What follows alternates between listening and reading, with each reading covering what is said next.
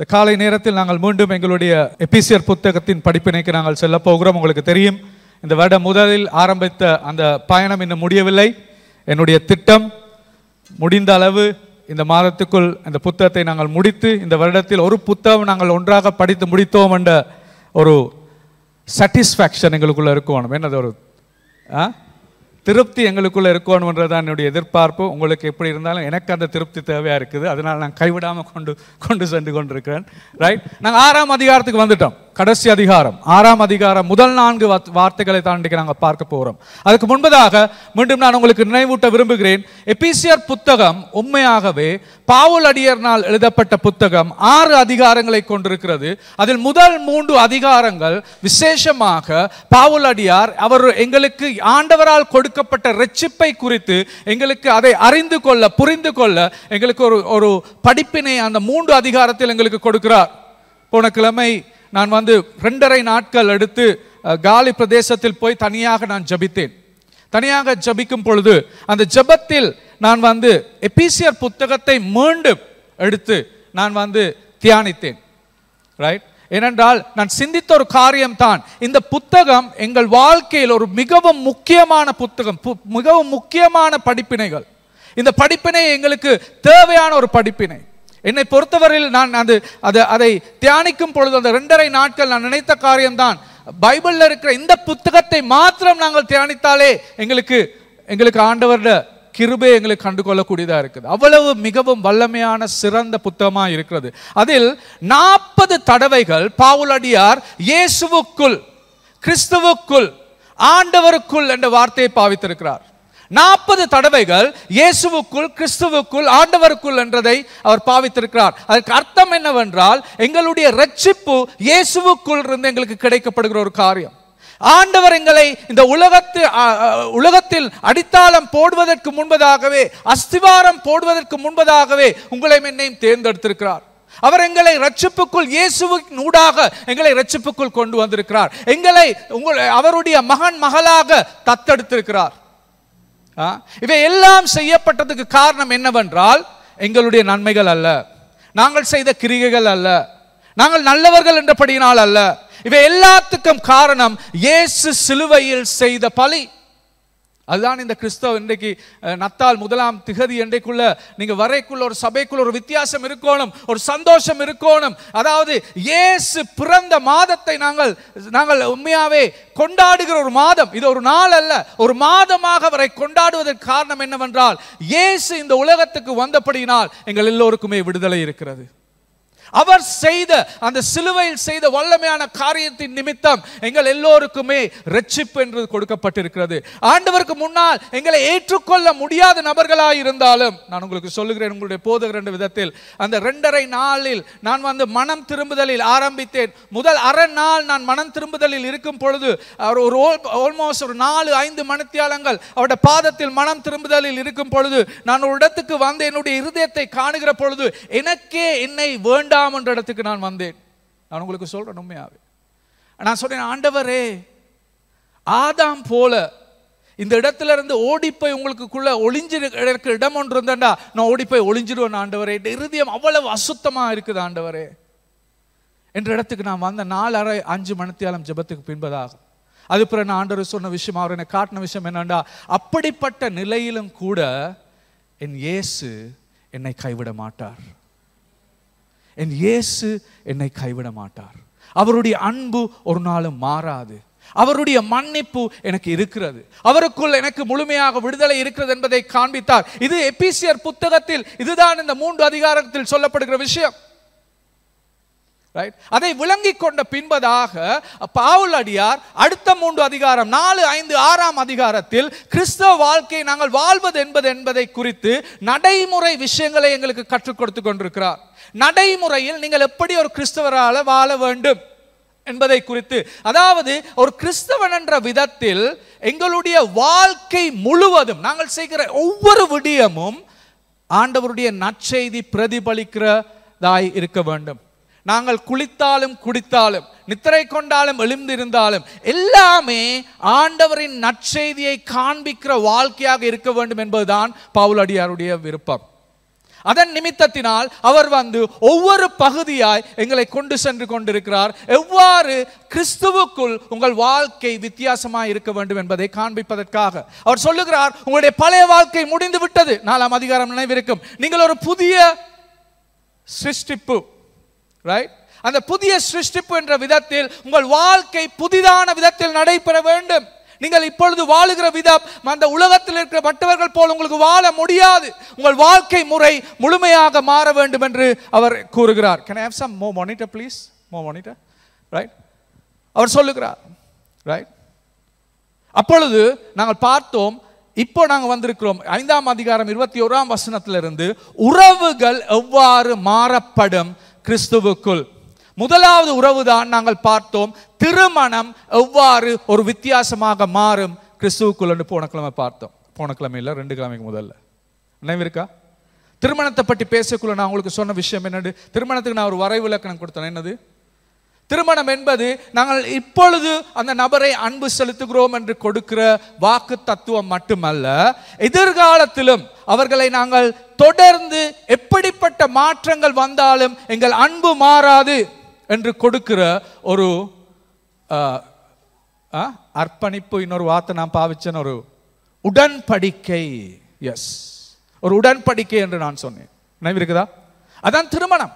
அந்த திருமணத்தில் ஒரு கணவர் மனைவியும் ஒரு நண்பர்கள், அவர்களுடைய நண்பத்துவம் வளர வேண்டும். வயதுக்கு போனாலும் ஒருவரை எங்களுக்கு இல்லாமல் இருக்க முடியாது என்ற இடத்துக்கு நாங்கள் வர வேண்டும். அப்படிப்பட்ட ஒரு நண்பத்துவத்தை வளர்க்கிற ஒரு பயணம் தான் திருமணம். இந்த உலகத்தில் எனக்கு இருக்கிற மிகவும் சிறந்த நண்பர் யாரு? என்னுடைய மனைவி. உங்களுக்கு பெண்ணா இருந்தா, உங்களுக்கு நீங்க திருமணம் முடிச்ச நபர் இருந்தா உங்களோட கணவர். அவர் தான் மிக சிறந்த நபர். எனக்கு எந்த வாழ்க்கை முழுமையாக அவருக்கு சொல்ல முடியும். என்னை அவர் அப்படியே ஏற்றுக்கொள்ளுகிற நபராக இருக்கிறார். இதுதான் திருமணம், இதுதான் கிறிஸ்துவுக்குள் திருமணம். நீங்கள் அதை மிஸ் பண்ணியிருந்தா திரும்பி போய் கேட்கும்படி உங்களுக்கு கேட்டுக்கொள்கிறேன். இன்று நாங்கள் பார்க்க போகிறது கிறிஸ்துவுக்குள் குடும்பம். ஒரு குடும்பத்தை எப்படி நாங்கள் கிறிஸ்துவுக்குள் கொண்டு செல்வது, பெற்றோர்கள் பிள்ளைகளோடு எவ்வாறு கொடுக்கல் வாங்கல் செய்வது, பிள்ளைகள் எவ்வாறு பெற்றோரோடு கொடுக்கல் வாங்கல் செய்கிறது. நாங்கள் வாசிப்போம். எபேசியர் 6ஆம் அதிகாரம் முதல் 4 வார்த்தைகள் 1லிருந்து 4ஆம் வசனம் வாசிப்போம். பிள்ளைகளே, உங்கள் பெற்றாருக்கு கர்த்தருக்குள் கீழ்ப்படியுங்கள், இது நியாயம். உனக்கு நன்மை உண்டாயிருப்பதற்கும் பூமியிலே உன் வாழ்நாள் நீடித்திருப்பதற்கும் உன் தகப்பனையும் உன் தாயையும் கனம் பண்ணுவாயாக என்பதே வாக்குத்தத்தமுள்ள முதலாம் கற்பனையாயிருக்கிறது. பிதாக்களே, நீங்களும் உங்கள் பிள்ளைகளை கோபப்படுத்தாமல் கர்த்தருக்கேற்ற சிட்சையிலும் போதனையிலும் அவர்களை வளர்ப்பீர்களாக. நாங்கள் ஜெபிப்போம். அன்பின் ஆண்டவரே, இந்த காலை நேரத்தில் கிறிஸ்துவுக்குள் ஒரு குடும்பம் எவ்வாறு இருக்க வேண்டும் என்பதை இந்த வார்த்தைகளினால் எங்களுக்கு கற்றுக் கொடுக்கும்படி ஜெபிக்கிறோம். ஆண்டவரே, எங்கள் குடும்பங்கள் ஆண்டவரே கிறிஸ்துவை பின்பற்றுகிற நற்செய்தியை காண்பிக்கிற குடும்பங்களாக இருக்க வேண்டும்.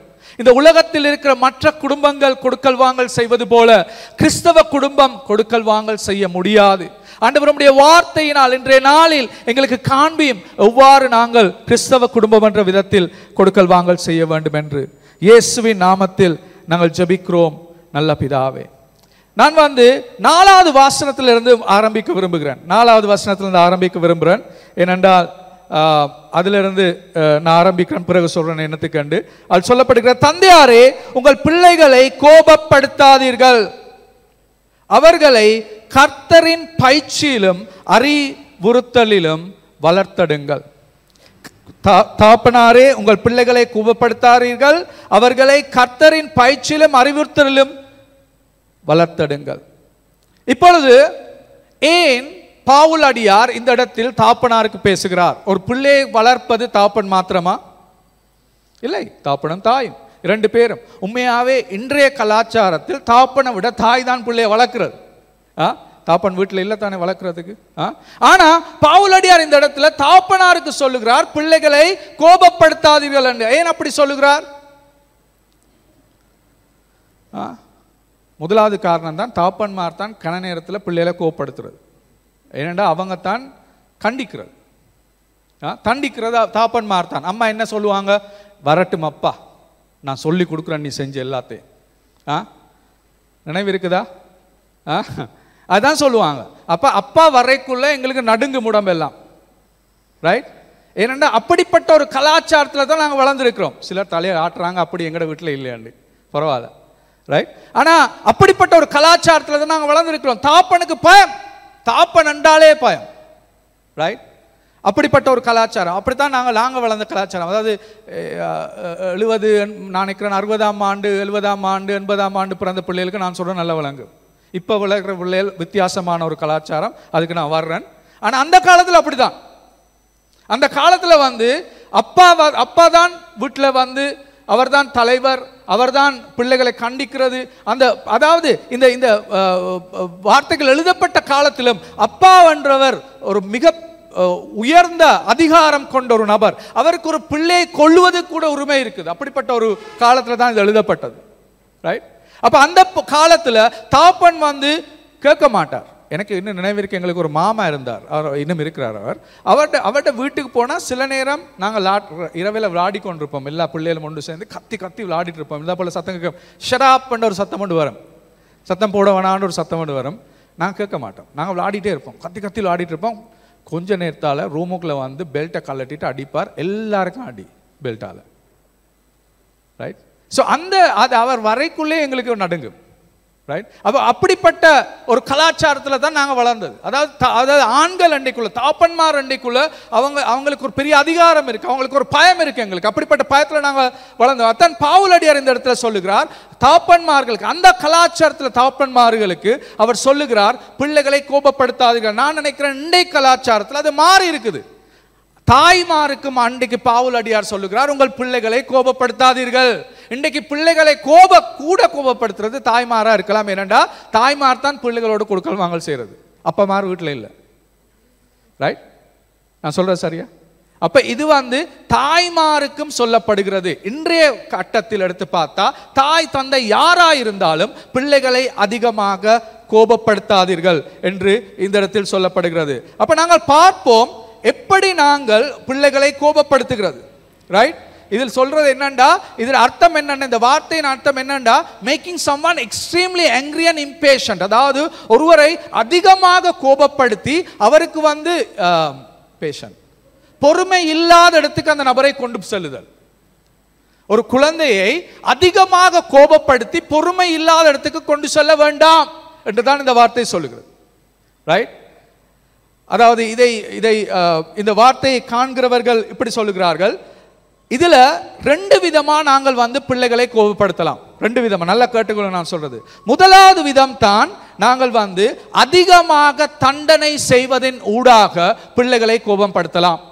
அதிக தண்டனை, அதாவது அந்த தண்டனை வந்து சிலவேளை மிகவும் நாங்கள் வந்து கோபத்தோடு தண்டனை செய்கிறவர்கள், எங்களுக்கு இருக்கிற அதிகமான கோபத்தோடு பிள்ளைகளை நாங்கள் தண்டனை செய்யும் பொழுது அந்த பிள்ளைகள் கோபப்படுகிற இடத்துக்கு செல்லுகிறார்கள்.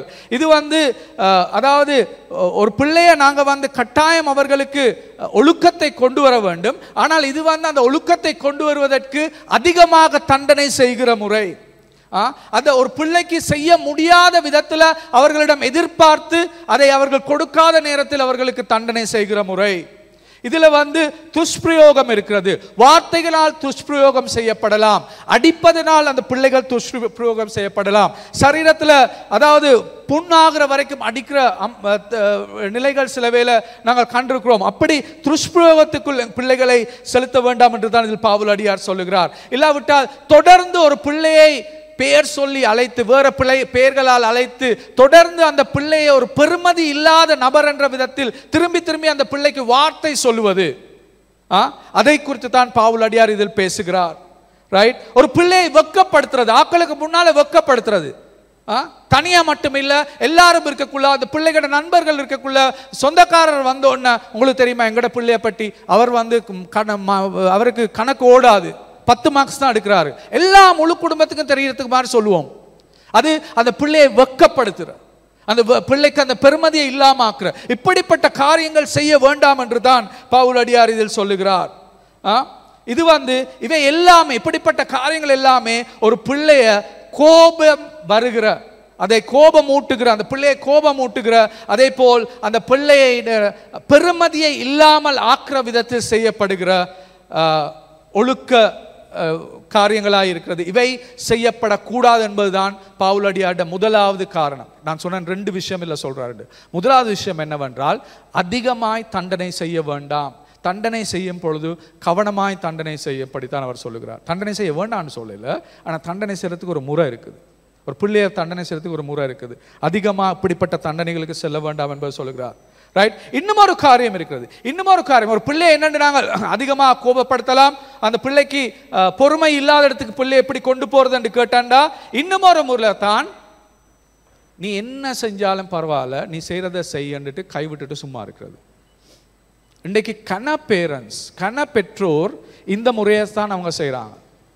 அந்த முதல் முறை பாவிச்சது எங்கட ஜெனரேஷன், எங்கட பரம்பரையில் தான் அம்மா அப்பா எங்களை அடித்து எங்களை அப்படி செஞ்சது. ஆனால் இன்றைக்கு இருக்கிற ஜெனரேஷனில் கூட நான் காண்ற விஷயம் என்னன்னா, பிள்ளைகளை கைவிட்டுட்டு நீங்கள் செய்கிறத நீங்கள் செஞ்சுட்டு போங்க, எங்களுக்கு நாங்கள் செய்கிறத நாங்கள் செஞ்சுட்டு போகிறோம், எங்களுக்கு நேரம் இல்லை, என்ன செஞ்சாலும் பரவாயில்ல, உங்களுக்கு வேண்டிய விதத்தில் நீங்கள் வாழுங்க, உங்களுக்கு வேண்டிய விதத்தில் நீங்கள் வளருங்க என்று அவங்கள முழுமையாக கைவிடுகிறதும் அந்த பிள்ளைகளை அதிகமாக கோபம் ஏற்படுத்த, அந்த பிள்ளைகள் அதாவது அவர்களுக்கு பொறுமை இல்லாத இடத்துக்கு அவர்களுக்கு வருவதற்கு அது ஒரு காரணமாக இருக்கிறது. இதற்கு காரணம் என்னவென்றால், பெற்றோர்கள் சில வேளை பயப்படுகிறார்கள். பிள்ளைகளை தண்டிக்கும் பொழுது அந்த பிள்ளைகள் தங்களை நிராகரித்து விடுவார்கள். நிராகரிப்புக்கு பெற்றோர்கள் பயம். அந்த பயத்தின் காரணமாக பிள்ளைகளை அவர்கள் பிழை செய்யும் பொழுது அவர்களை திருத்துவது அல்ல. அப்படி இல்லாவிட்டால் நீங்கள் உங்கள் பிள்ளையை அந்த ஒன்றுமே திருத்தாமல் அவர் செய்ததை செய்ய விடும் பொழுது அந்த பிள்ளையை ஒரு கெடுக்கிற நபராக இருக்கிறீர்கள் ஒரு பெற்றோர் என்ற விதத்தில். ரைட். இது அந்த பிள்ளை கோபம் அதிகமாய் வருவதற்கு காரணம் உண்டாக்குற பிரதான காரணமாக இருக்கிறது. அது காரணம் என்ன தெரியுமா? நீங்க எதையும் செஞ்சாலும் பரவாயில்லன்னு உங்களோட வீட்டுக்குள்ள பிள்ளைக்கு இடம் கொடுத்து அந்த பிள்ளையை வளர்த்த பின்பதாக அந்த பிள்ளை நினைக்கும், உலகத்துல போய் வேலைக்கு போய் ஸ்கூலுக்கு போயும் நான் என்ன செஞ்சாலும் எல்லாரும் என்ன ஏதாவது பிரச்சனை இல்லை. ஆனா வேலைக்கு போய் அவங்க அப்படி செஞ்சாங்கண்டா, ஸ்கூல்ல போய் அப்படி செஞ்சாங்கண்டா அந்த பிள்ளைக்கு மற்றவங்க சும்மா இருக்க போறது இல்லை. அப்ப அவங்க அந்த பிள்ளைக்கு ஏதாவது சொல்லும் பொழுது அந்த பிள்ளைக்கு அதிகம் கோபம் வருகிறது. அவங்களுக்கு சமூகத்தோடு கொடுக்கல் வாங்கல் செய்ய முடியாது. அப்படிப்பட்ட பிள்ளைகளுக்கு சமூகத்தோடு கொடுக்கல் வாங்கல் செய்ய முடியாது. ஏனென்றால் நீங்கள் வளர்த்திருக்கீங்க என்ன செஞ்சாலும் பரவாயில்லண்டு, ஆனா உலகத்துல வெளியில போய் என்ன செஞ்சாலும் பரவாயில்லண்டு அவங்களுக்கு வாழ முடியாது. மற்றவங்க அவங்களுக்கு கண்டிக்க போறாங்க, மற்றவங்க அவங்கள பிள்ளைய சுட்டி காட்ட போறாங்க, மற்றவங்க அவங்கள திருத்த போறாங்க. அந்த நேரத்தில் அவங்களுக்கு அதிகமா கோபம் வருது. இவ்வளவு காலம் யாரும் செய்யாததை இவர் யார் எனக்கு சொல்லி தர்றதுக்கு? இப்ப அப்ப உங்களுக்கு காணக்கூடியதா இருக்குது, ஒரு பிள்ளைய கோபப்படுத்துறதுக்கு 2 வழி இருக்குது. ஒன்று தான் அதிகமா தண்டனை செய்தல், மற்றதுதான் அதிகமாக அந்த பிள்ளையை எதை செய்தாலும் பரவாயில்லை என்று அவர்களை விட்டு விடுறது. இந்த 2மே ஒரு பிள்ளைய நாங்க சரியாக வளர்க்கிற விதம் அல்ல. அதான் பவுலடியார் சொல்ல வருகிறார். அதாவது இந்த இடத்தில் சொல்லப்படுகிறது, அப்பா அம்மாருக்கு சொல்றார், உங்களுடைய பிள்ளைகளை அதிகமாக கோபப்படுத்த வேண்டாம் என்று சொல்லக்குள்ள இந்த 2 காரியம் தான். ஆனா அதோடு அவர் நிப்பாட்டே இல்லை. பாருங்க, இன்னொரு காரியம் சொல்லுகிறார். அடுத்த 2வது பகுதியை பாருங்க, அந்த வசனத்துல 4ஆம் வசனத்துல. ரைட். அவர்களை கர்த்தரின் பயிற்சியிலும் அறிவுறுத்தலிலும் வளர்த்தடுங்கள், கர்த்தரின் சிட்சியிலும் போதனையிலும் வளர்த்தடுங்கள். நான் இந்த வெர்ஷன் எனக்கு விருப்பம். என்னென்ன பயிற்சி என்பது முக்கியமான வார்த்தை, அதே போல் அறிவுறுத்தல். அப்படி என்றால் பெற்றோர்கள் என்ற விதத்தில் நாங்கள் அவங்களை அதிகமாக கோபம் ஊற்றத்துக்கு அதிகமாக தண்டனை செய்யவும் கூடாது, அவங்களை என்ன செய்ய என்று பார்த்து கொண்டு இருக்கவும் கூடாது. ஆனால் பெற்றோர்கள் என்ற விதத்தில் நாங்கள் செய்ய வேண்டிய ஒரு காரியம் இருக்கிறது. நல்லா கேட்டுக்கொள்ளுங்க. பெற்றோர்கள் என்ற விதத்தில் நாங்கள் அவர்களுக்கு அறிவுறுத்தல் கொடுக்க வேண்டும், அவர்களை பயிற்சிக்குள் கொண்டு வர வேண்டும். பயிற்சி செய்கிறேன்டா என்னது? ட்ரெயின் யோர் சைல்டு என்று ஆண்டோட வார்த்தையில் சொல்லுது. உங்களுடைய பிள்ளைகளை பயிற்சி செய்யுங்கள். அது அர்த்தம் என்னது? பயிற்சி என்றா என்ன அர்த்தம்? பயிற்சி என்றா என்ன அர்த்தம்? பயிற்சி என்றா அவர்களுக்கு நாங்கள் சொல்லி கொடுக்கணும், இதுதான் நீங்க செய்ய வேண்டிய விஷயம், இந்த விஷயத்தை நீங்கள் இப்படித்தான் செய்கிறது, இதை இப்படி செய்ய வேண்டும், இப்படி செய்யக்கூடாது, இதை இப்படி செய்தால் தான் சரி, இது பிழை என்பதை அவர்களுக்கு நாங்கள் ஆண்டோடைய வார்த்தையில் அறிவுறுத்தல் செய்து அவர்களுக்கு காண்பித்து அவர்களை விட வேண்டும். இப்போ நீங்கள் இதை போய் செஞ்சு பாருங்க. அவங்க செஞ்சு பார்த்துட்டு அவங்க சொல்லுவாங்க, அதுக்கு நடப்புற கூப்பிட்டு இப்போ எப்படி நடந்துச்சு ஸ்கூலில், ரைட்? அதான் அந்த ஒரு பிள்ளையோட தொடர்ந்து உறவு இருக்க வேண்டும். அந்த பிள்ளையை நாங்கள் தேடி பார்க்க வேண்டும். அந்த பிள்ளைக்கு இருக்கிற பிரச்சனைகள் என்ன, அந்த பிள்ளைகளோடு தொடர்ந்து கொடுக்கல் வாங்கல் செய்வது மிக முக்கியம். ஒரு பெற்றோர்கள் என்ற விதத்தில் அவர்களை பயிற்சிக்க வேண்டும். அதாவது விசேஷமாக ஆண்டவரின் வார்த்தைகளின் ஊடாக எவ்வாறு நாங்கள் இந்த உலகத்தில் வாழ வேண்டும் என்பதை பயிற்சிக்க வேண்டும். ரைட்? குழந்தைகளோடு விசேஷமாக பெற்றோர்கள் எங்களுக்கு அவர்களோடு நாங்கள் தொடர்ந்து உரையாடுவது முக்கியமாக இருக்கிறது. அந்த உரையாடல்கள் ஆண்டவருடைய வார்த்தையின் ஊடாக செய்யப்படுகிற உரையாடல்களாக இருக்க வேண்டும். ரைட்? கிட்டல என்ற மகன் இப்போ ஒரு போனக்கிழமை ஒரு நாள் காலில் நான் போய்க்குள்ளார் கேட்டார் மைக்கேல் ஜாக்சனை பற்றி. அவருக்கு பாட்டு நல்லா பிடிக்கும், பாட்டு பாடுறது. அப்போ அவர் கேட்டார், மைக்கேல் ஜாக்சன் ஒரு பாட்டு படிக்கிறோம், அவரை பற்றி அவர் கேட்டார், இவருக்கு என்ன நடந்துச்சு, இவர் என்னென்று செத்தார். அண்ட் அப்போ நான் அவருக்கு சொன்னேன், அவருக்கு இருந்த மிகப்பெரிய பிரச்சனை என்னண்டா, அவருக்கு அவருடைய ஐடென்டிட்டி என்னது, அடையாளத்தை குறித்த ஒரு பிரச்சனை. அவர் கருப்பு நபர் பிறந்தது, ஆனால் அவர் தன்னை வெள்ளையாக்கணும் என்று எவ்வளவோ மருந்துகள் அவருக்கு செஞ்சார். வாலிபனா எப்போவுமே இருக்கணும் எவ்வளவு மருந்து செய்ய போய் தான் கடைசியில் இள வயதில் அவர் செத்துட்டார். மருந்து அதிகமாக அடுத்த நிமித்தம் தான் செத்தார். அப்படின்னு சொல்லக்குள்ள ஏன் அப்படி செஞ்சாருன்னு என்ன மகன் கேட்டார். நான் சொன்னேன், அவருக்கு கிறிஸ்துவுக்குள் அவர் யார் என்று அவர் தெரிந்திருக்கல. இப்போ நான் அவர்கிட்ட கேட்டேன், கிறிஸ்துக்குள்ள நீங்க யாரு என்று நான் அவர்கிட்ட கேட்டேன். அது ஒரு நல்ல ஒரு நேரம், எங்கள் 2 பேருக்கும் ஒரு கான்வர்சேஷன், ஒரு உரையாடல். அப்போ அவர் என்கிட்ட சொன்னார், கிறிஸ்துவுக்குள்ள அவர் என் ஆண்டவர், அவர் உங்களோட ஆண்டவர், ஆனால் நீங்க யாரு? உங்கள்ட்ட யாராவது கேட்டா நீங்க யாருன்னு கேட்டா நீங்க என்ன சொல்லுவீங்க? அவர் சொன்னார், என் வயசை சொல்லுவான், என் பேரை சொல்லுவான், நான் செய்கிற இப்போ இந்த ஸ்கூலுக்கு போறேன்னு சொல்லுவான். இல்லை இல்லை இல்லை இல்லை, நீங்க யாரு கிறிஸ்துவுக்குள்? நான் திரும்பி மாட்ட கேட்டேன். அப்போ கேட்டா, அப்பா நீங்க என்ன கேட்குறீங்க, எனக்கு விளங்கல. நான் சொன்னேன், என்னட்டு யாராவது கேட்டாங்கண்டா நான் யாரு கிறிஸ்துவுக்குள்ள, நான் சொல்லுவேன், நான் கிறிஸ்துவின் மகன் என்று சொல்லுவேன். என் அப்பா தான் கிறிஸ்து என்று நான் சொல்லுவேன். அப்புறம் அவர்கிட்ட கேட்டேன், நீங்க யாரு? நானும் கிறிஸ்துவின் மகன், என் அப்பா தான் கிறிஸ்து. முக்கியமான இப்படிப்பட்ட உரையாடல்களுக்குள் நாங்கள் வர வேண்டும். எங்களுக்கு கிடைக்கிற எல்லா சந்தர்ப்பத்திலும் எதை பற்றி பேசினாலும் அதை எப்படி நாங்கள் ஆண்டவரை அதுக்குள் கொண்டு வந்து அவர்களுக்கு ஆண்டவரை பற்றி அதில் பேசுவது என்பது மிக முக்கியமான ஒரு விஷயமாக இருக்கிறது. அதுதான் பயிற்சி செய்தல், அதுதான் அவர்களை அறிவுறுத்தல் கொடுக்கிறது என்று சொல்றது. பலர் இன்றைக்கு விசேஷமாக எந்த பரம்பரையிலிருந்து வந்தவங்க, நான் 70ஆம் ஆண்டுகள் 76ஆம் ஆண்டில் பிறந்தால், ரைட், 70ஆம் ஆண்டு 60ஆம் ஆண்டு கிட்டத்தட்ட 80ஆம் ஆண்டில் கூட பெற்றோர் ஒரு நாளும் பிள்ளைகளோடு உரையாடுவதில்லை. உங்களுக்கு அப்படிப்பட்ட ஒரு பெற்றோர் இருந்தாண்டா ஆண்டவருக்கு நன்றி செலுத்துங்க. ஆனால் எங்களோட பெற்றோர் எங்களோட கதைக்கிறது இல்லை, அவங்க எங்களுக்கு ஒன்றுமே சொல்ல மாட்டாங்க. அவங்களோட கடமைகள் எல்லாம் செய்வாங்க, ஆனால் பேச மாட்டாங்க. பேசுகிற அப்பா ஒன்று இருந்தாண்டா அது பெரிய ஒரு அற்புதம். பேச மாட்டாங்க லேசில், ரைட்? அப்படிப்பட்ட ஒரு பரம்பரையிலேருந்து தான் நாங்கள் வந்திருக்கிறோம். அப்படி வரைக்குள்ள நான் எனக்கு அது பழக்கம் இல்லாதபடியா அதை எனக்கு செய்யறது மிக கடினம் என்ற மகனோடு. ஆனால் ஆண்டவருக்குள் நாங்கள் ஆண்டவரோட கிருபையை கேட்டு நாங்கள் மாறணும். அப்படி இருக்க முடியாது. எங்களுக்கு இன்றைக்கு ஆண்டவரோட வார்த்தை எங்களுக்குள் வந்திருக்கு. எங்களோட அப்பா அம்மாவுக்கு அந்த சந்தர்ப்பம் கிடைக்கல.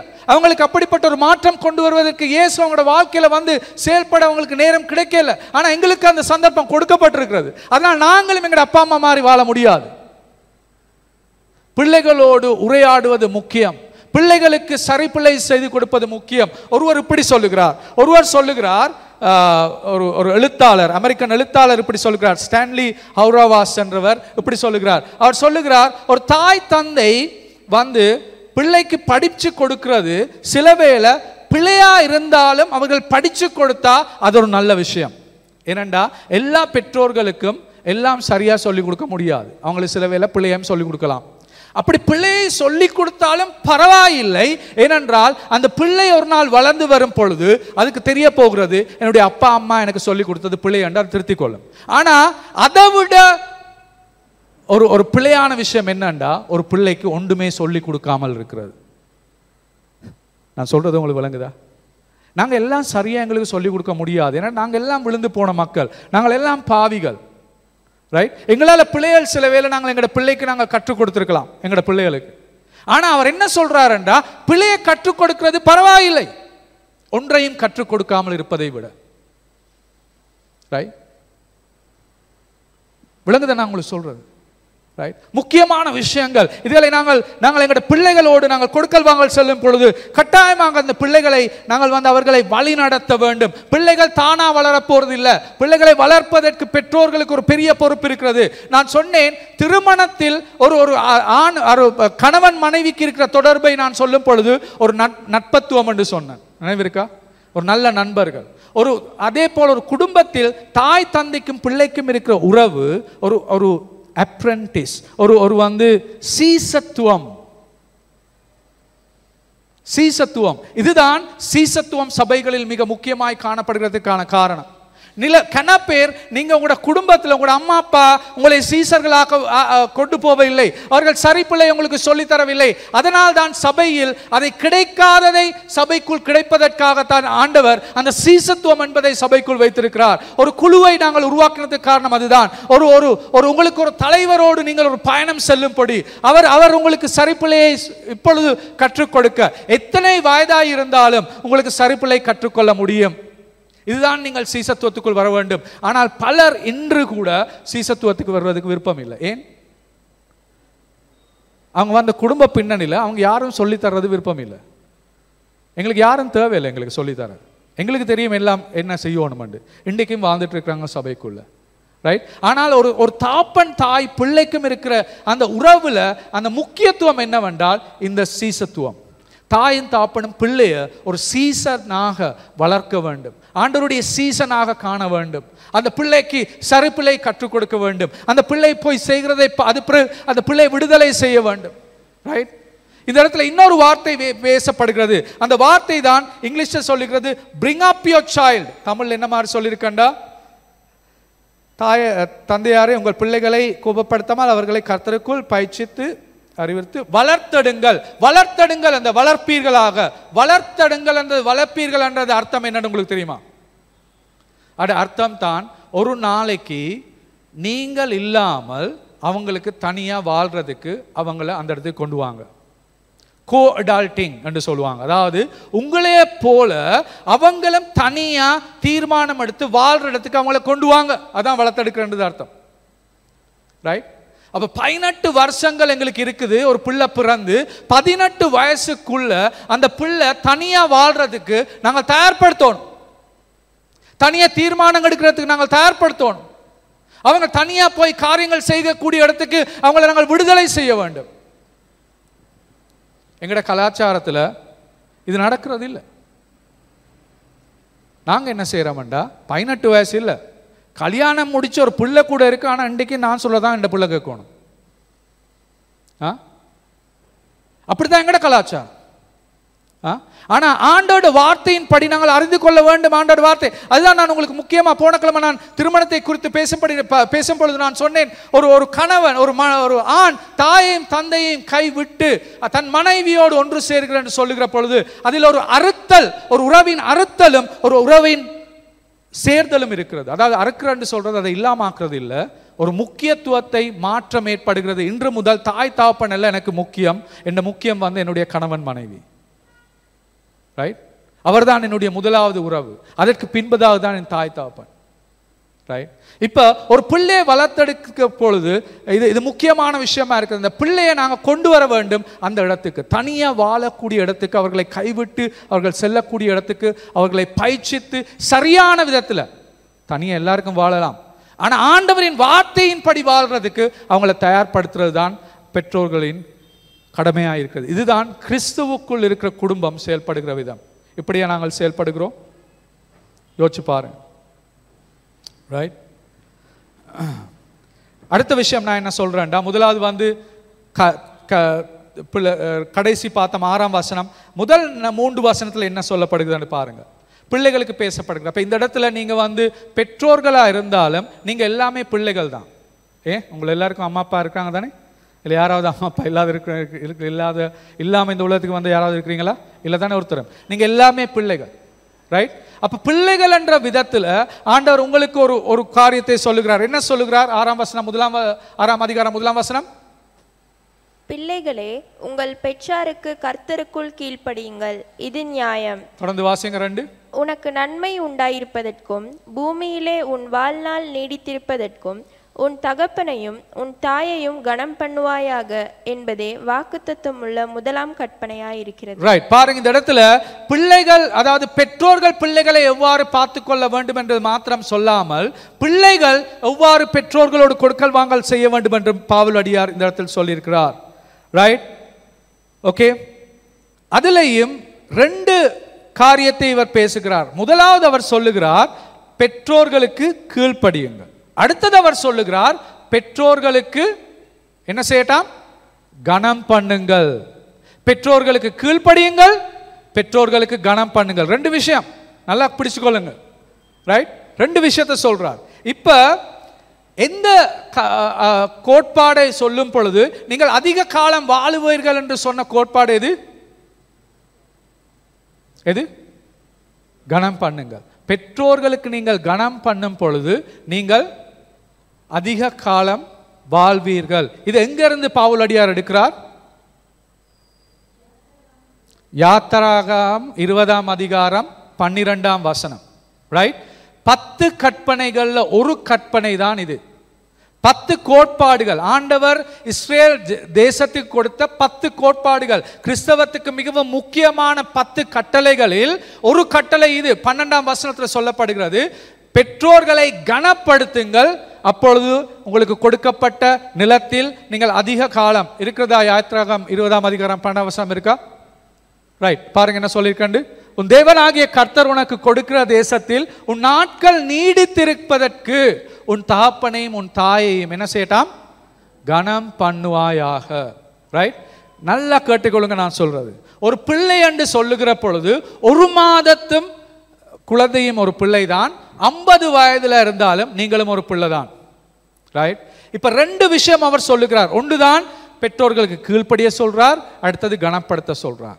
பெற்றோருக்கு கீழ்ப்படுகிற என்று சொல்லுகிற கோட்பாடு அது சந்தர்ப்பத்துக்கு ஏற்பதாய் சில நேரங்களில் மாறப்படும். நான் நல்லா சொல்றதை கேட்டுக்கொள்ளுங்க. சந்தர்ப்பத்துக்கு ஏற்படி சில நேரங்களில் அது மாறப்படும். நான் சொல்றதை நல்லா கேட்டுக்கொள்ளுங்க.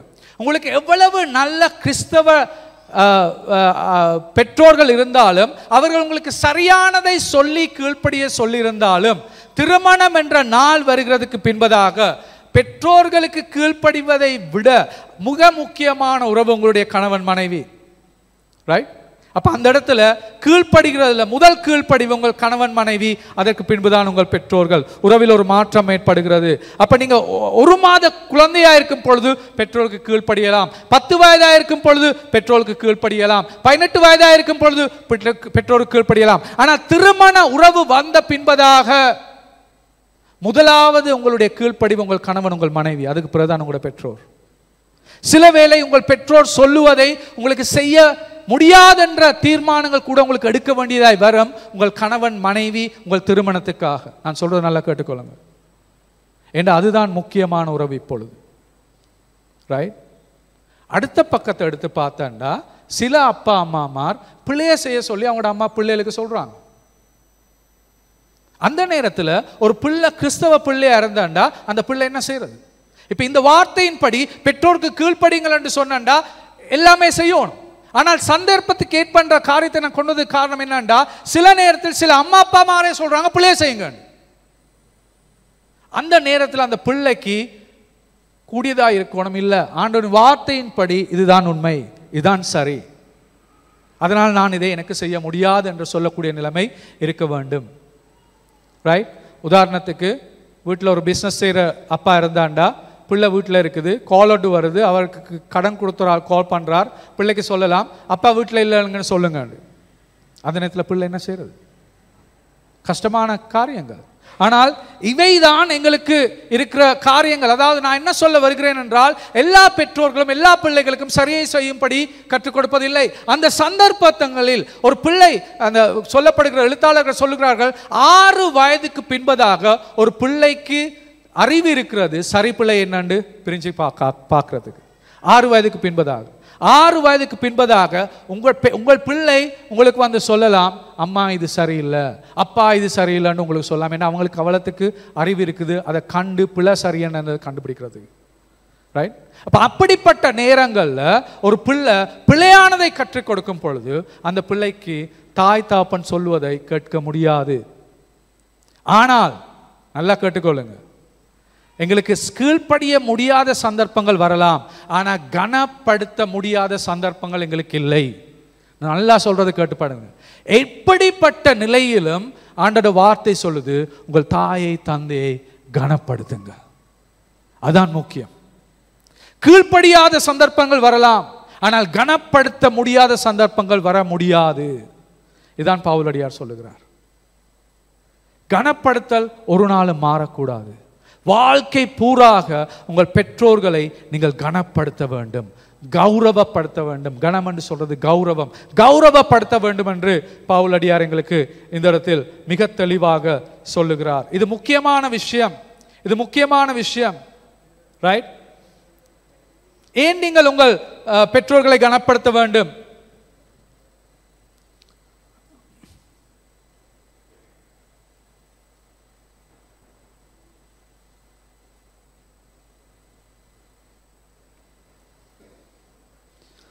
நீங்கள் ஏன் உங்கள் பெற்றோர்களை நீங்கள் கனப்படுத்த வேண்டும்?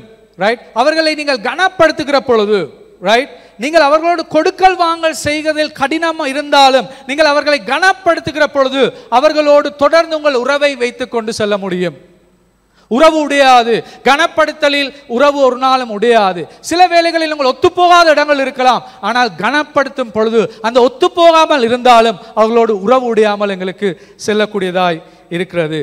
ஆனால் எங்களுக்கு இருக்கிற பிரச்சனை என்னண்டா, இன்னுமே இதில் இருக்கிற பெரிய வளர்ந்த பிள்ளைகள் கூட எங்களோட பெற்றோர்களோடு நாங்கள் கோபமாக இருக்கிறோம். ஏன் நாங்கள் கோபமாக இருக்கிறோம்? ரெண்டு காரணம். ஒன்றில் அவங்க அதிகமாக அவங்களுக்கு தண்டனை செய்து அன்பு செலுத்தவில்லை.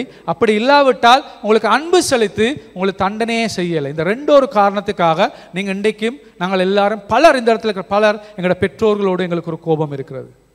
நான் சொல்கிறது சரியா பிள்ளையா? அந்த கோபத்தின் நிமித்தம் எங்களுக்கு அவர்களை கௌரவப்படுத்த முடியாமல் இருக்கிறது.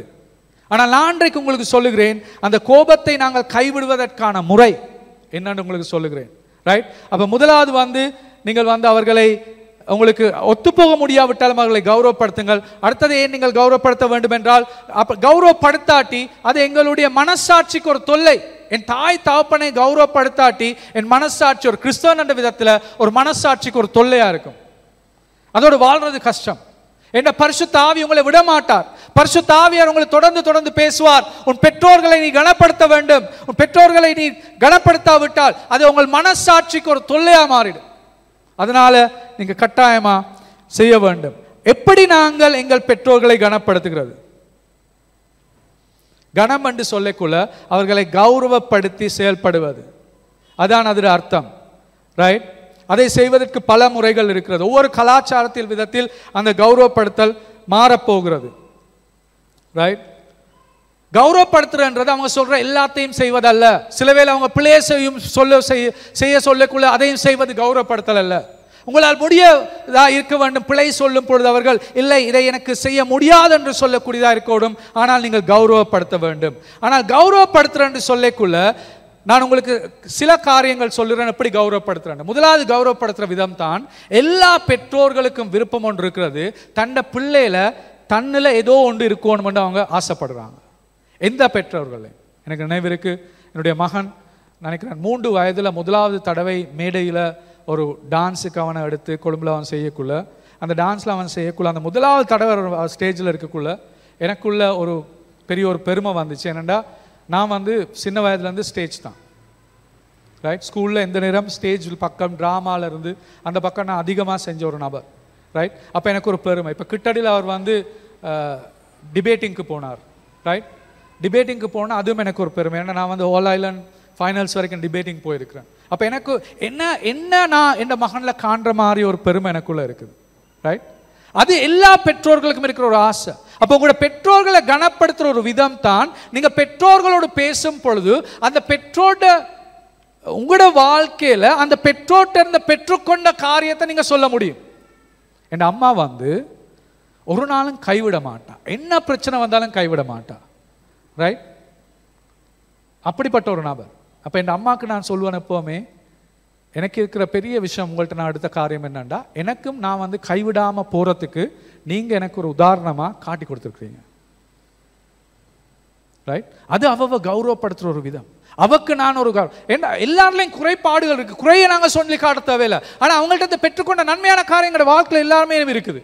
அதை நாங்கள் சுட்டி காட்டுவோம், அதை நாங்கள் எடுத்து காண்பிப்போம். இதுதான் உங்களிடமிருந்து எங்களை பெற்றுக்கொண்ட காரியம். இது கௌரவப்படுத்துகிற ஒரு விதமாக இருக்கிறது. இன்னொரு விதம் உங்கள் பெற்றோர்களை கௌரவப்படுத்துகிற என்னன்னா, அவங்கள மன்னிவுங்க, அவங்களுக்கு மன்னிப்பு கொடுங்க. எல்லா பெற்றோர்களும் பிளவிட்டு இருக்கிறாங்க. இன்றைக்கு நீங்கள் உங்களோட பெற்றோரோட கோபமாக இருக்கலாம். நான் சொன்னது போல் ஒன்று காரணம் என்னென்னா, அவங்க உங்களுக்கு அதிகமாக உங்களை தண்டனை செய்து ஆனால் உங்களுக்கு அன்பு செலுத்தவில்லை. அப்படி இல்லாவிட்டால் அவங்க உங்களுக்கு நீங்கள் ஏதோ நீ வளர்ந்து போன்னு உங்களை கைவிட்டாங்க, அதனால் 2ல் 1 நீங்கள் கோபமாக இருக்காங்க. என்ன கோபமாக இருந்தாலும் நீங்கள் அவங்களுக்கு மன்னிப்பு கொடுக்கறது அவங்கள கௌரவத்தை காட்டுற ஒரு விஷயம். ஒரு தாய் தகப்பன் ஒரு நாளும் விருப்ப மாட்டாங்க. உங்களுக்கும் தெரியும், உங்களோட பிள்ளைகளை நீங்கள் ஒரு நாளும் விருப்ப மாட்டீங்க. உங்களோட பிள்ளைகள் உங்களோட உறவு இல்லாமல் இருக்கிறது, அது அவங்களுக்கு ஒரு பெரிய ஒரு தண்டனை. அந்த தண்டனையை மட்டும் கொடுத்துடாதீங்க. கௌரவப்படுத்தக்கூடிய மிக முக்கியமான விஷயம் என்னன்னா, அவங்களுக்கு மன்னிப்பு கொடுங்க. என்ன மாதிரி அவங்க உங்களை கொடுக்கல் வாங்கல் செஞ்சிருந்தாலும் மன்னிப்பு கொடுத்து அவங்களோட உறவை மீண்டும் செய்து கொள்ளுங்க. பெற்றோர் நான் சொல்றதை நல்லா கேட்டுக்கொள்ளுங்க, நல்லா கேட்டுக்கொள்ளுங்க. இருக்கிற பெற்றோர்மா நல்லா கேட்டுக்கொள்ளுங்க. உங்களோட பிள்ளைகளுக்கு முன்னால நீங்க உங்களோட பெற்றோர்களோடு கொடுக்கல் வாங்கல் செய்கிற முறை மிகவும் முக்கியம். நீங்கள் உங்களோட பெற்றோர்களுக்கு கௌரவப்படுத்தாட்டி உங்களோட பிள்ளைகளுக்கு முன்னால அவங்க வளர்ந்து வந்த ஒரு நாள் அவங்களுக்கு உங்களுக்கு கௌரவப்படுத்துறது மிகப்பெரிய பிரச்சனையா இருக்கும். நான் சொல்றது கேக்குதா?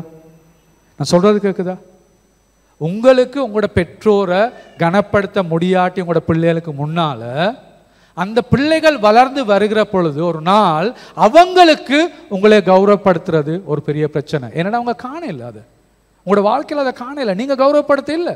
அப்ப என்னன்னா அவங்க அதை செய்வாங்க. நல்லா கேட்டுக்கொள்ளுங்க, கௌரவப்படுத்த வேண்டும் பெற்றோர்கள், அவங்களுக்கு மன்னிப்பு கொடுக்க வேண்டும். 2வது முறை, கடைசியாக நான் உங்களுக்கு சொல்றேன், எங்களுக்கு கௌரவப்படுத்தக்கூடிய முறை என்னண்டா, கைவிட்டுறாதீங்க உங்களோட பெற்றோரை, கைவிட வேண்டாம். எங்களோட கலாச்சாரத்தில் பெற்றோர்கள் அவங்க உழைக்கிறது எல்லாமே தங்களோட பிள்ளைகளுக்கு தான் கொடுப்பாங்க, ஒன்றுமே சேர்த்து வைக்கிறதில்ல. அவங்க ரிட்டையர்மெண்ட் பிளான் இல்லை, எப்பயாவது 55 வயசு பிறகு வாழ்றதுக்கு ஏதாவது சேர்த்து வைக்கிற அந்த பிளான் எங்களோட குடும்பங்களில் இல்லை. எங்களோட குடும்பத்தில் இருக்கிற ஒரே பிளான் தான் என்ன, எந்த பிள்ளைய எப்படியாவது நாம் கரை சேர்க்கணும், இருக்கிற எல்லாத்தையும் கொடுத்து என் பிள்ளைய கரை சேர்க்கணும், அதான் எங்களோட பிளான். அப்படிப்பட்ட கலாச்சாரத்தில் பிள்ளைகள் பெற்றோர்களை கனப்படுத்துகிற ஒரு விதம் தான் அந்த பெற்றோர்கள் சாகும் வரை அவர்களது தேவைகளை சந்தித்து அவர்களை பராமரிப்பது. முக்கியமான விஷயம், ரைட்? இதுதான் கனப்படுத்துற விஷயங்கள். பவுலடியார் எங்களை கனப்படுத்தன்னு சொல்லிக்குள்ள இதுதான் கனப்படுத்துற விதம், ரைட்? நான் உங்களுக்கு 3 காரியம் சொன்னேன் கனப்படுத்துறது, ரைட்? இந்த 3 காரியங்களும் எங்களுக்கு செய்யும் பொழுது அவர்களை எங்க கனப்படுத்தக்கூடியது. உங்களுக்கே இதை கேட்கும் பொழுது உங்களுக்கு விளங்குதா, இப்படி என் பிள்ளை செஞ்சா எனக்கு நல்லா இருக்கும் உங்களுக்கு விளங்குதா? அப்ப அதுதான் ஆண்டவர் எங்களை எதிர்பார்க்கிறது. ஒரு கிறிஸ்தவ குடும்பத்தில் ஆண்டவர் இதை எங்களிடம் எதிர்பார்க்கிறார். நான் கடைசியை இதோட முடிக்கிறேன். எங்களுக்கு எங்களோட பெற்றோர்களோட கோபம் வர்றதுக்கு காரணம் அவர்கள் எங்களுக்கு கொடுக்க வேண்டிய அன்பை கொடுக்கவில்லை. எங்களுக்கு அவருக்கு கௌரவப்படுத்த முடியாத மிக முக்கியமான காரியம் என்னன்னா, கௌரவப்படுத்துற விதத்துல அவங்க எங்களோட வாழ இல்லை. எத்தனை பேர் நான் சொல்றது கேட்குறீங்க? கை தூக்க வேணாம். அவங்க எங்களுக்கு கௌரவப்படுத்துற விதத்தில் ஒரு வாழ்க்கை முறை எங்களுக்கு காண்பிக்க இல்லை. அதனால தான் எங்களுக்கு குடும்ப அன்பை அவங்க கொடுக்கல. எத்தனை பேர் சொல்லுவீங்க, எனக்கு அந்த குடும்ப அன்பு கிடைக்கல பாஸ்டர்? குடும்ப அன்பண்டா என்ன? குடும்ப அன்பண்டா என்ன பிளவிட்டாலும் என்ன மாதிரியான நிலைக்கு சென்றாலும் நீ என்ற மகன், நீ என்ற மகள், நான் உன்னை கைவிட மாட்டேன். அதான் குடும்ப அன்பு. இந்த குடும்ப அன்பை நீங்க இன்றைக்கும் உங்களோட அம்மா அப்பாட்ட எதிர்பார்த்து அவங்க கொடுக்காதபடியா நீங்க கோபமா இருக்கிறீங்கண்டா நான் உங்களுக்கு கொண்டு சொல்றேன், அந்த குடும்ப அன்பை உங்களோட அம்மா அப்பால உங்களுக்கு கொடுக்க முடியாது. அதனால தான் எங்களுக்கு இன்னும் ஒரு அப்பா இருக்கிறார். இன்னும் ஒரு அப்பா இருக்கிறார். அவர் பரலோகத்து பிதா. அந்த அப்பா ஒரு பிழையும் விட மாட்டார். அவரால் முடியும் எங்களுக்கு தேவையான குடும்ப அன்பை எங்களுக்கு கொடுப்பதற்கு. அந்த அப்பா உங்களுக்கு குடும்ப அன்பை ஏற்கனவே கொடுத்து விட்டார். எப்படி கொடுத்து விட்டார்? நான் எப்பவுமே ஒரு கதையோட முடிக்க யோசிப்பேன். நான் யோசிச்சு பார்த்தேன் எந்த கதையில இந்த கதையை முடிக்கிறேன். நான் யோசிச்சேன் வேற கதை தேவையில்லை, கெட்ட குமாரன் கதையில இந்த நான் முடிக்க போறேன் இன்னைக்கு, ரைட்? அப்பாவுக்கு 2 பிள்ளைகள். மூத்தமான் வீட்டில் இருந்து வேலை செய்கிறான், எல்லாத்தையும் பார்த்துக்கொள்கிறான், எல்லா தேவைகளையும் பார்த்துக்கொள்கிறான். எதற்காக பார்த்துக்கொள்கிறான்? கடைசியில் கதையை வாட்சி முடிஞ்சு உங்களுக்கு விளங்கும். அவனும் அப்பாட்ட இருக்கிற சொத்தை பெற்றுக்கொள்றதுக்கு தான் அப்பாவோட அன்பு செலுத்தி வீட்டில் இருக்கிறான். ரெண்டாவது மகன் என்ன செய்கிறான்? வந்து சொல்கிறான், அப்பா எனக்கு உண்ட உறவு தேவையில்லை, எனக்கு நீயும் தேவையில்லை, எனக்கு தர வேண்டியதை தந்துடு, நான் செய்கிறத நான் செஞ்சு கொள்கிறேன். போகிறான். போய் அவன் எல்லாத்தையும் அழிக்கிறான். இருக்கிற எல்லாத்தையும் அழிச்சு இல்லாமல் ஆக்கின பிறகு ஒன்றுமே இல்லை, ரோட்டில் இருக்கிறான். பண்டியோட சாப்பிட்ற சாப்பாடு சாப்பிடக்குள்ள அவனுக்கு புத்தி வருது, என் வீட்டில் இருக்கிற அப்பாட்ட இருக்கிற வேலை செய்கிறவங்க கூட இந்த நிலையில் இல்லை, நான் திரும்பி போய் அப்பாட்ட மன்னிப்பு கேட்டு அந்த வீட்டில் இருக்கிற ஒரு வேலை செய்கிற நபராவது என்னை ஏற்றுக்கொள்ளும்படி அவருக்கு நான் சொல்லுவேன். அவர் பயிற்சி செய்து கொண்டு வருகிற நேரத்தில் அப்பா தூர நேரத்து வரைக்குள்ளேயே அவர் வந்து அப்பா காலையில் பார்த்துட்டு இருக்கிறார். வர்றதை கண்ட உடனே ஓடுறாரு. அந்த கலாச்சாரத்தில் அப்பமா ஓட மாட்டாங்க. ஏன்னா அவங்க உடுத்துட்டு இருக்கிறது மிக நீளமான அந்த லோகு மாதிரி உடுத்துட்டு இருப்பாங்க, அதோட ஓட மாட்டாங்க. ஆனால் அவர் அதையும் தூக்கிட்டு ஓடுறாரு. காலை கூட காட்ட மாட்டாங்க ஆண்கள். ஆனால் அதை காலை கண்டாலும் பரவாயில்ல, நான் வந்து ஓட போறேன், என்ற மகன் வாரான்னு அவர் ஓடுறாரு. ஓடி போய் மகன் தாப்பன்ட்ட மன்னிப்பு கேட்பதற்கு முன்பதாக தாப்பன் அந்த அந்த பண்டி இடத்துல இருந்து ஊத்தையா அத ஒரு முழு என்ன மாதிரி சூழ்நிலையிலிருந்து அவன் வந்திருந்தாலும் அவனை என்ன செய்கிறார்? அணைக்கிறார். இதுதான் குடும்ப அன்பு. இதுதான் குடும்ப அன்பு. அணைச்சு அவரை வீட்டுக்கு கொண்டு போய் அவர் வந்துட்டார் என்று மிகப்பெரிய ஒரு பாட்டி கொண்டு போடுறாரு. கொண்டாட்டம். என் மகன் வந்துட்டான், தொலைஞ்சு போன மகன் முன்ன வந்துட்டான் என்று அவர் கொண்டாடுகிறார். கொண்டாடி கொண்டிருக்குள்ள ரெண்டாவது மூத்த மகன் வரார். மூத்த மகன் வந்தோன்னு அவருக்கு இருந்த பிரச்சனை என்னது? அவர் வீட்டுக்குள்ளே வர்றாரு இல்லை, எல்லாத்தையும் அழிச்சிட்டு போன வந்தவனுக்கு நீங்கள் இப்படி கொண்டாடுறீங்க? உங்களுக்கு இவ்வளவு காலம் கீழ்ப்படிந்திருந்தவனுக்கு நீங்கள் ஒன்றுமே செய்யலை. சபையில் அன்றைக்கு பலர் இப்படித்தான். சபையில் அன்றைக்கு பலர் இப்படித்தான். சபைக்குள்ள இருந்து எல்லாம் சரியா செஞ்சாலும் மூத்த மகண்ட மனநிலை தான் அவங்களுக்கு இருக்கு. எல்லாமே செய்யறான், எனக்கு ஒன்றும் நீங்க செய்ய மாட்டீங்க பாஸ்டர். ஆனா அவர் நேற்று வந்தவர், அவரை தூக்கி ஸ்டேஜில் போட்டீங்க. அதான் பிரச்சனை. ரைட்? அதே மாதிரி தான் மூத்த மகன். ஒரு பரிசேயரின் சிந்தனை. அந்த மூத்த மகன் வந்து பரிசேயருக்கு தான் அந்த கதையை சொல்லுகிறார். சொல்லிட்டு அவர் கடைசியில் என்ன நடத்தி கொண்டு வரார்? அந்த மூத்த மகன் வந்து கோபத்தில், அவனுக்கு கோபம் அப்பா செஞ்சதுல அவன் வீட்டை கூட வர்றதுக்கு விருப்பம் இல்லை வீட்டுக்குள்ள. ஆனா ரெண்டாவது மகன் பாவம் எல்லாம் செஞ்ச மகன் எங்க இருக்கிறான்? வீட்டுக்குள்ள. பாவமே செய்யாம எல்லாமே வேலை செஞ்சுட்டு இருந்தவன் எங்க இருக்கிறான்? வீட்டுக்கு வெளியில. கதை முடியுது அங்கதான். அவன் வீட்டுக்குள்ள வந்தானா இல்லையான்னு கூட எங்களுக்கு தெரியாது. அதான் கதை முடிகிற இடம். நான் உங்களுக்கு சொல்றேன் உண்டு, உங்களுக்கும் எனக்கும் இருக்கிற மூத்தான்னா ஒரு வித்தியாசமான மூத்தான்னா. அவர் யாரு? ஏசப்பா. பரலோகத்தில் நாங்கள் எல்லாருமே தாப்பன்ட்டு இருந்து எனக்கு நீ வேணா, நான் போய் வாழ்கிற விதத்தில் வாழ்ந்துறேன்ட்டு நாங்கள் எங்கட பக்கத்தில் ஒவ்வொரு பக்கம் போய் வாழ்ந்துட்டு இருக்கிற நேரம், ரைட், மூத்தண்ணா என்ன செஞ்சாரு? சொத்துல அரவாசியம் எடுத்துட்டு போயிட்டானே, என்ன நாசமாக்கிட்டான்ட்டு சும்மா இருக்காம அப்பாவுக்கு சொல்றாரு, அப்பா எனக்கு உங்களோட இருதயம் தெரியுதாப்பா, நீங்க துக்கப்படுறீங்க, என் தங்கச்சிமார் என் தம்பிமார் உங்களை விட்டுட்டு போனாங்கன்னு நீங்க துக்கப்படுறீங்க. நான் வீட்டில் இருந்து நான் இதை செய்யறதை விட்டுட்டு நான் வந்து போறேன் அவங்கள தேடியப்பா, நான் கீழே போய் அவங்கள தேடி போய் ஒவ்வொருத்தரும் அவங்கள்ட்ட கொண்டு வரேன்ப்பான்னுட்டு அந்த பரலோகத்தை கைவிட்டுட்டு, தன்னுடைய சொந்த வீட்டையை கைவிட்டுட்டு, தனக்கு இருந்த எல்லா விதமான சொகுசையும் கைவிட்டுட்டு மூத்தமான் என்ன செய்யறாரு? இந்த உலகத்துக்கு ஊத்தையான பாவமான பண்டிகள் இருக்கிற இடத்துக்கு தானே இறங்கி வாராரு. பாருங்க வித்தியாசம், ரெண்டு மூத்தமான இருக்கிற வித்தியாசத்தை. வந்து ஒவ்வொரு ஆளா தேடி, நீ செஞ்ச பாவத்துக்கு, நீ செஞ்ச காரியத்துக்கு நீ விலை செலுத்த தேவையில்லை, என்னட்ட இருக்கிற சொத்து இருக்கு தானே, அந்த சொத்துல நான் இன்னும் உனக்காக நான் கொடுக்கிறேன் என்று ஒவ்வொருத்தருக்காக விலை செலுத்திட்டு இருக்கிறாரு இந்த மூத்த மகன், எங்களை கொண்டு வருவதற்காக. இந்த குடும்ப அன்பு உங்களுக்கு புரிஞ்சு கொண்டீங்கண்டா, விளங்கி கொண்டீங்கண்டா, உங்களோட அம்மா அப்பாவை மன்னிப்பு கொடுத்து கௌரவப்படுத்துறது உங்களுக்கு லேசாகவே இருக்கும். ஏனண்டா அவங்க சாதாரண விழுந்து போன உங்களையும் என்னையும் மாதிரியான மனிதர்கள். ஆனால் எங்களுக்கு தேவையான குடும்ப அன்பு ஆண்டவர்கிட்ட எங்களுக்குள்ள வந்து எங்களோட இருதயத்தை நிரப்புகிற பொழுது, என் அப்பா பரலோகத்து அப்பாட்டிருந்து எனக்கு கிடைக்கிற அன்பினால் எனது இந்த உலகத்தில் இருக்கிற அப்பாவுக்கு மன்னிப்பு கொடுத்து அவரை கௌரவப்படுத்த என்னால் முடியுமாயிருக்கும். இதுதான் பதில், இதுதான் ஒரே விதம்.